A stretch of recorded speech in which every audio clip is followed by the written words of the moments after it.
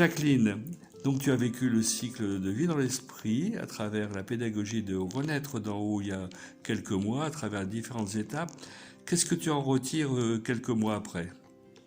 Pour moi, durant tout ce trajet, ça a été vraiment à chaque fois un émerveillement par les paroles de Franck Legros. Et puis, il y a eu des moments difficiles dans ma vie, mais à chaque fois, quand j'allais à cette séance, on peut dire, je revenais fortifiée, plus forte. L'esprit me travaillait à chaque fois. Et lors de l'effusion de l'esprit, là, j'ai reçu encore plus fort le don de la joie. Parce que je l'avais déjà reçu lors de ma première effusion, et là, ça a été encore plus fort. Alors vraiment, je rends grâce à Dieu, à l'Esprit Saint, puis vraiment à tout ce qui s'est passé durant ces semaines. Ça a été vraiment un émerveillement à chaque fois. Donc, béni soit Dieu et gloire à Dieu. Alors moi, c'est mon regard qui a changé sur la troisième personne de la Trinité. Ça a changé, ce que je veux dire, c'est que la relation, je me rends compte qu'elle n'est plus la même dans la prière, elle est plus profonde, ma relation. C'est comme si, quand je regarde l'icône de la Trinité, le Père, le Fils et le Saint-Esprit, je vois cette place vide et je me dis, c'est comme une invitation à ce que moi aussi je vienne m'asseoir avec toute mon indignité, moi pécheresse, mais je suis invitée à m'asseoir avec eux pour louer Dieu, pour lui rendre grâce, pour déposer tout ce qui fait ma vie, la vie de tout ce que j'aime. Eh bien, je dois d'abord dire que quand j'ai été invitée, j'avais pas forcément, j'y allais un peu avec des pieds de plomb. Mais voilà, dès la première vidéo, j'ai trouvé que c'était très accessible. Voilà, ça m'a parlé tout de suite au cœur. Et dans tout le parcours, ça s'est prolongé comme ça.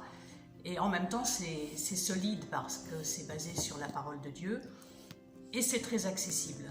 Ce qui m'a surtout frappé pendant ce parcours, c'est de chanter la louange, même dans les difficultés.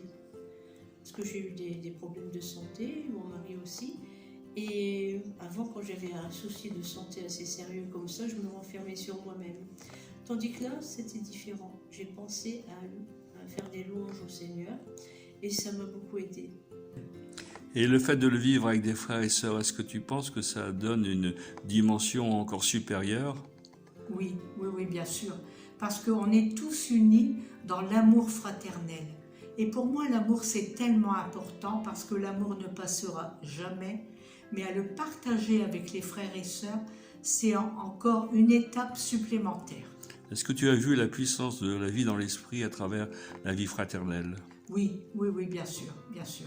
Parce qu'il y en a beaucoup qui viennent se confier à moi et puis qui savent que c'est en toute confiance, même des personnes à qui je ne m'attends pas. Et ça, c'est vraiment le travail de l'esprit. Voilà. Et tu en vois des fruits dans leur vie? Oui, bien sûr. Oui.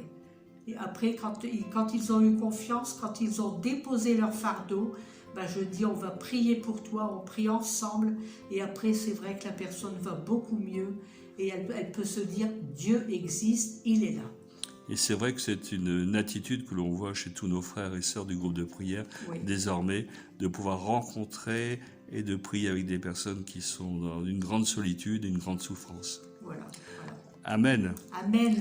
Et avec cette effusion d'esprit, je me suis rendu compte, ça l'était déjà avant, mais que mon cœur est fortement rempli de compassion pour les souffrants et que je porte avec eux cette souffrance et que je voudrais tant que justement que ces souffrants rencontrent le Saint-Esprit pour qu'il soit ce qu'il est pour moi une force dans ma vie de tous les jours. Je me rends compte qu'il m'a appris à mieux dire les choses, à ne pas avoir peur de les dire, à mieux les faire.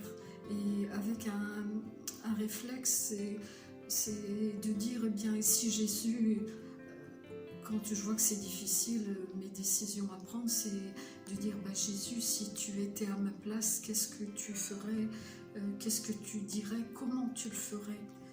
Et ça, c'est quelque chose qui bouge en moi. Il y a, malgré mes inquiétudes, il y a une sérénité, une paix intérieure qui me vient de cet Esprit Saint. Alors peut-être maintenant vous dire quelques fruits que j'en ai trouvés pour ma vie.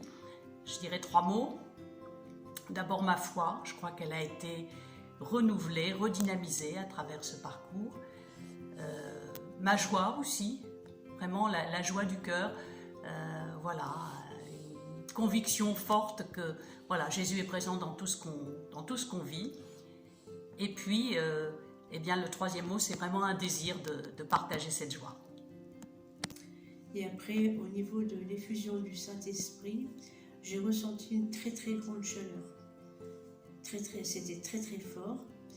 Et depuis, je viens dans ce groupe de prière parce que je me suis aperçue que la prière des frères et sœurs, c'était très très puissant. Je l'ai vécu avec mon fils, qui était découragé dans ses études et tout, et c'est incroyable.